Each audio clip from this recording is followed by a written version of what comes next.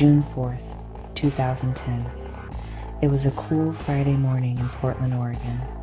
Skyline Elementary School was buzzing with excitement. It was the day of the science fair. Students were proudly setting up their projects. Parents were there to help and take pictures, children laughing, teachers giving instructions, the low hum of a community coming together. For one 7-year-old boy, this day was supposed to be special. He had a project about red-eyed tree frogs. He stood next to his display, a bright smile on his face. His name was Kyron Horman. Kyron was a sweet boy with glasses and a gap-toothed grin. He loved frogs and video games. That morning, he wore a black t-shirt with a green CSI handprint logo. His stepmother, Terry Horman, was with him.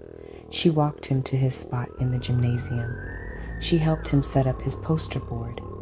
Another parent snapped a photo of Kyron standing in front of his project. He looked so happy, so proud.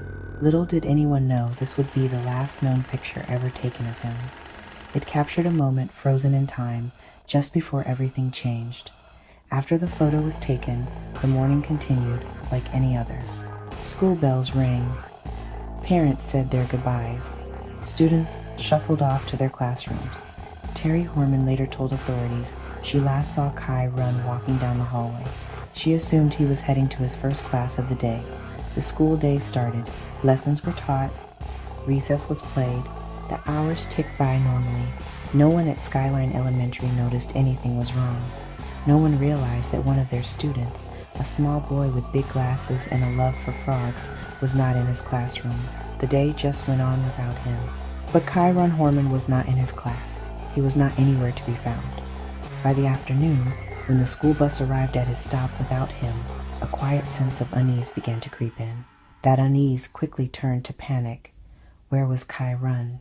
The question echoed through his family, his school, and soon the entire state of Oregon. How could a little boy just vanish from his elementary school on a busy Friday morning? The search for answers would begin that day. It would turn into one of the largest and most haunting mysteries in the state's history, and it is a mystery that, to this day, remains unsolved. As the school day drew to a close, the students of Skyline Elementary packed their bags and boarded their buses. Kane, Terry, and their daughter were waiting at the bus stop. It was around 3:30 in the afternoon, but as the last child stepped off the bus, he was not among them. The bus driver told them Kyron had never gotten on the bus. They immediately called the school office, their voices laced with a growing sense of urgency. The school secretary checked the attendance records. The answer she gave them was chilling. Kyron hadn't been on the bus because he had never been at school. He had been marked absent for the entire day.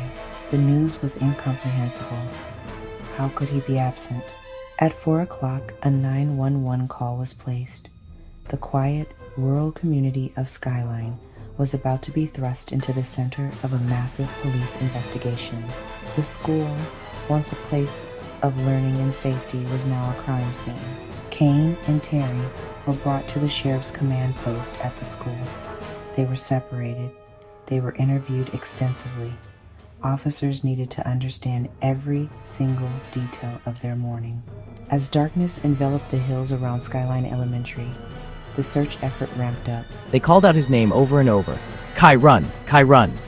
Only the echo answered. The initial search zone, a 2-mile radius around the school.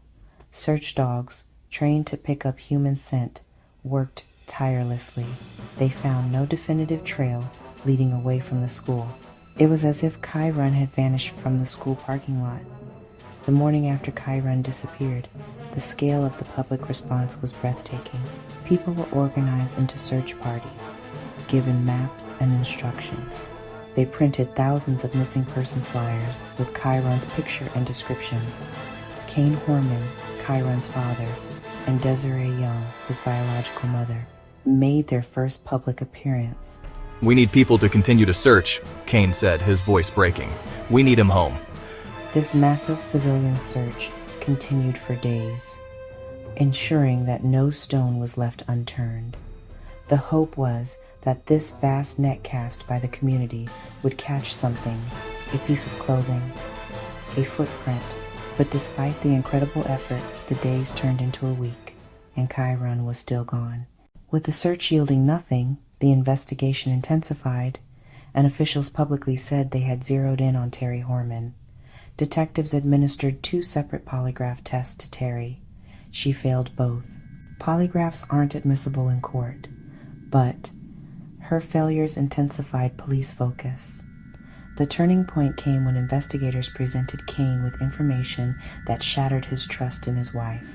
This revelation led to a dramatic and public separation. Kyron Horman moved out of the family home. He filed for divorce, and he sought a restraining order against Terry. He alleged she tried to hire a landscaper to kill him, a claim that came from a police sting. The landscaper secretly recorded conversations with Terry, though she was never charged. The family that had presented a united front was now publicly and bitterly torn apart. Desiree Young became an outspoken critic of Terry. She and Kane formed a new alliance. United in their belief Terry held the answers. For Terry Horman, life became a different kind of nightmare. She retreated from the public eye. While the focus has largely been on Terry Horman, another plausible theory cannot be dismissed: the possibility of a stranger abduction. Several witnesses reported seeing a white Ford F-150 truck parked near the school.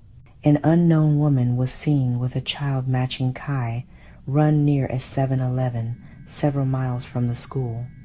These sightings, unconfirmed, offer an alternative, but without a suspect, a vehicle, or any further evidence, the stranger abduction theory remains a frightening possibility.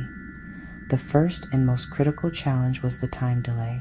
This 7-hour gap was a catastrophic head start for whoever was responsible. The location itself presented another major obstacle, surrounded by acres of dense, unforgiving forest. Conflicting witness accounts added another layer of confusion.